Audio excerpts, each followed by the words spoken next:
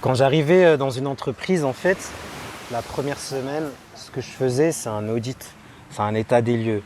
Donc, j'allais dans des différents services, je me baladais, je prenais des notes, je discutais avec les personnes, j'essayais de comprendre leur métier.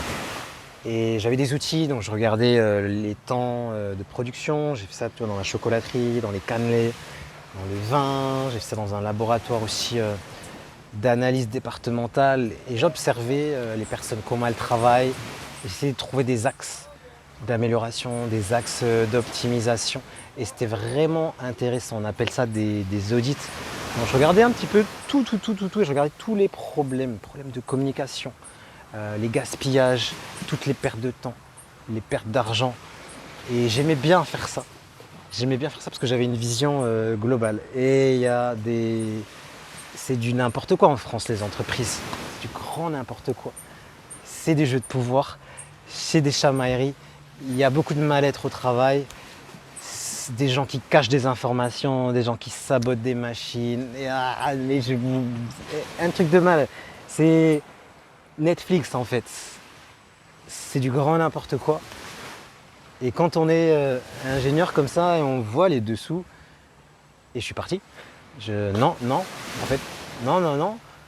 C'est de la torture psychologique. Je ne sais pas comment vous faites dans certaines entreprises. Je ne sais pas comment vous faites. Le problème, c'est que l'humain ne fait aucun travail sur lui-même. Il va dans un job où il n'est même pas heureux. Et c'est normal, il essaie de s'occuper et n'importe quoi. Entre ceux qui font du mal, ceux qui sabotent, ceux qui glandent, oh là là là là, des glandeurs multidimensionnels, un truc de malade. Ceux qui se cachent dans les bureaux, non, c'est un truc de dingue. Du coup, j'ai fait mon burn-out tranquillement en 2016, mon éveil spirituel, et j'ai décidé de me lancer.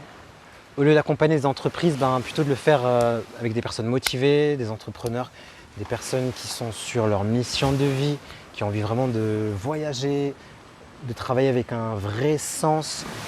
Et là, je m'éclate. Là, je m'éclate d'accompagner des personnes qui le veulent vraiment. Et c'est pour ça qu'aujourd'hui, j'ai voulu lancer une université en ligne où je partage mon retour d'expérience, tous mes outils que j'ai appris quand j'étais ingénieur, tous les outils que j'ai appris après sur mon chemin d'éveil depuis 2017. Et la meilleure façon de commencer, c'est déjà de savoir qui t'es. Comment tu fonctionnes, quelle est ta mission de vie, qu'est-ce que tu fous sur cette planète. Et ça se fait très bien avec l'astrologie, le design humain. J'ai mis un test, va voir, sur mon profil, il y a un lien ou en description. Fais-le, tu as juste besoin de ta date de naissance et commence à cette magnifique aventure de la connaissance de toi, de l'éveil de toi. C'est le bonheur.